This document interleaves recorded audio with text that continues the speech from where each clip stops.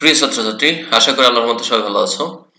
আমি আজকে pre formatted tag নিয়ে একটু আলোচনা করব। এটা খুবই সিম্পল একটা বিষয়।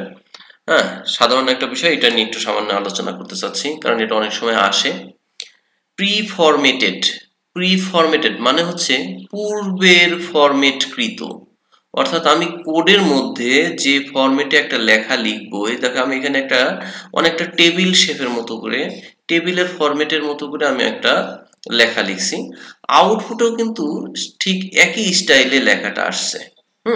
অর্থাৎ আমি কোডের মধ্যে যেভাবে লিখবো, যে স্টাইলে যতটুক স্পেস দিয়ে যতটুক স্ট্রাকচার দাঁড় করাই আমি লিখবো, আউটপুটে যেন ঠিক সেই একইভাবে যেন আসে লেখাটা।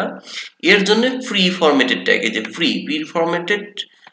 প্রি ফরম্যাটেড ট্যাগের নামটা হচ্ছে প্রি মিনিং প্রি ফরম্যাটেড। হ্যাঁ, এই যে প্রি ট্যাগের ওপেন আর ক্লোজের মাঝখানে তুমি যে স্টাইলে লিখবা, আউটপুটে ঠিক সেই একই স্টাইলে আসবে লেখাটা। ঠিক আছে? আর যদি প্রি ফরম্যাটেড এই প্রি যদি না দাও, তুমি এখানে যতই যে স্টাইলে লেখো, লেখা সব এক লাইন হয়ে যাবে। সেটা আমরা একটু প্র্যাকটিক্যালি দেখি। যেমন এই লেখাটা, এই কোডটার আউটপুট হচ্ছে এই ব্রাউজারে শো করবে। আমরা এটাকে একটু সেভ করে এটা রিফ্রেশ, এই কোডটাকে একটু সেভ করে আমি এই ব্রাউজারটা, অর্থাৎ এই কোডের আউটপুট কিন্তু এই ব্রাউজারে শো করবে। এটা একটু রিফ্রেশ করি। রিফ্রেশ করে দেখো কোডটা কিন্তু এখানে চলে আসছে। ঠিক আছে? অর্থাৎ আমি এখানে কোডের মধ্যে যেভাবে লিখছিলাম, আউটপুটটা ঠিক সেই একইভাবে আসছে। কিন্তু এখন যদি প্রি ট্যাগটা যদি আমি ইউজ না করি, তাহলে কি এইরকম সেম স্টাইলে থাকবে? আমি এটাকে একটু কেটে দিয়ে দেখি কি অবস্থা হয়। এটাকে সেভ দিলাম। কোড থেকে আমি কিন্তু প্রি ট্যাগটা কেটে দিয়েছি।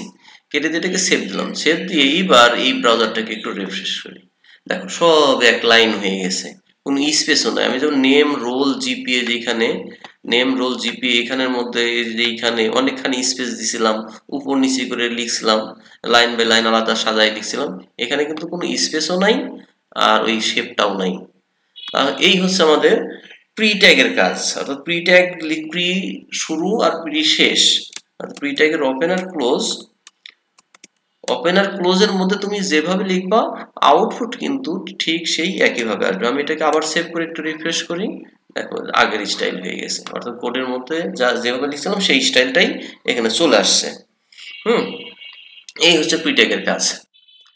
আর আগামী ক্লাসগুলো দেখার আমন্ত্রণ থাকলো। আগামী ক্লাসগুলোতে আমি টেবিল ট্যাগ নিয়ে আলোচনা করব, যেটা খুবই মোস্ট ইম্পর্টেন্ট, যেটা বোঝাটা খুবই জরুরি।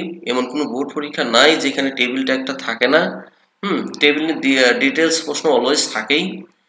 এই আলোচনাটা আগামী ক্লাসে শুরু হবে। আর এই ক্লাসগুলি দেখতে চাইলে অবশ্যই যারা ফেসবুক থেকে দেখতেছো, তারা ফেসবুকের পেজটা একটু ফলো দিয়ে রেখো। আর কোনো কিছু জানার থাকলে অবশ্যই কমেন্ট করবা, কমেন্টের মাধ্যমে জানাতে চাইতে পারো। আর হচ্ছে ইউটিউব থেকে যারা দেখছো, তারা অবশ্যই সাবস্ক্রাইব করে রেখো, তাহলে আমার প্রত্যেকটা আপডেট ক্লাসগুলো প্রতিনিয়ত যেতে থাকবে। সবাইকে অসংখ্য ধন্যবাদ। আসসালামু আলাইকুম।